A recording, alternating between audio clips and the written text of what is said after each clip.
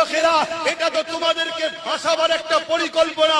আল্লাহর দুশমনেরা, ইসলামের দুশমনেরা তোমাদেরকে ইচ্ছা করে জুয়া দিচ্ছে, মেলা দিচ্ছে, গান দিচ্ছে, যাত্রা দিচ্ছে, ফাংশন দিচ্ছে, খেলা মেলার নামে তোমাকে তো আল্লাহ থেকে দূরত্ব বাড়াচ্ছে।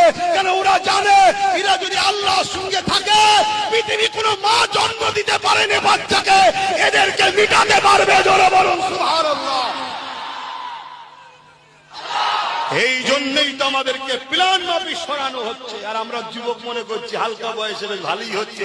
দাদা দেখো আমাদের জন্য অনুষ্ঠান করেছে, দাদা দেখো আমাদের জন্য কত সুযোগ ফেসিলিটি দিয়েছে। খুব সাবধান হও, তোমার দাদা দিদিরা তোমাকে প্ল্যান মাফিক সামান্য ভিক্ষার নামে আল্লাহ ছাড়াচ্ছে, নবী ছাড়াচ্ছে। হুঁশ করে কাজ করো, হুঁশ করে কাজ করো। তার একটা ছোট্ট উদাহরণ দিচ্ছি।